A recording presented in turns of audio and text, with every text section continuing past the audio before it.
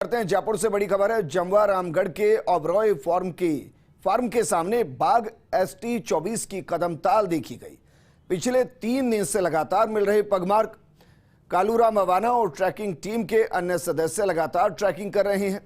One विभाग की team ने साहू सीरा और साहू गांव के ग्रामीण और चरवाहों को सतर्कता बरतने को कहा है। दरअसल जुलाई 2022 में अजबगढ़ से जमवा रामगढ़ पहुंचा था बाघ ST-24। तब से जमवा रामगढ़, साऊ और अचरोल तक करता रहता है मूवमेंट।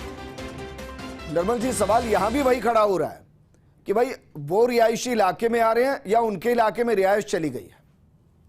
बिल्कुल, देखिए विजेंद्र, बहुत सटीक आपने सवाल किया कि हम लगातार एनक्रोचमेंट उनके क्षेत्र में कर रहे हैं जो वन्य जीव है, लेकिन ST-24 की जहां तक बात है तो ST-24, ST-12 जो बाघिन थी सरिस्का की, उसके बच्चे थे ST-24 और ST-25।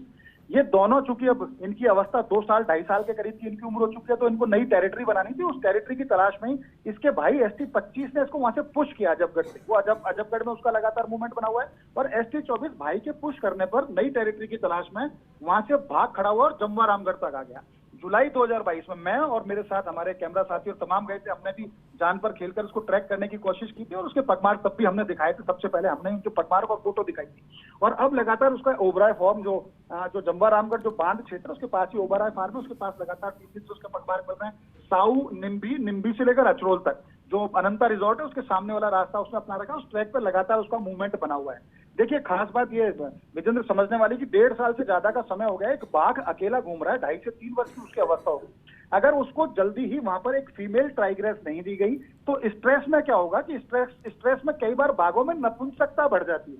वो अपना क्षेत्र, टेरिटरी तो उसने बना ली, लेकिन एकाकी जीवन गुजार रहा है। एकाकी जीवन गुजारने से उसका लाइफ स्पान कम होता है और उसमें नपुंसकता की संभावना ज्यादा बढ़ जाती है। तो होना यह चाहिए कि सरिस्का में एक बाघिन को रणथंभौर या किसी दूसरे क्षेत्र से जहां से भी एक बाघिन को चिन्हित करके लाने की जिसकी स्वीकृति मिल चुकी है NTCA से, उसको जल्दी से जल्दी ला करके डिगोता और जमवा रामगढ़ के आसपास के क्षेत्र में छोड़ना होगा, क्योंकि डिगोता में एक एनक्लोजर भी बना दिया वन विभाग ने।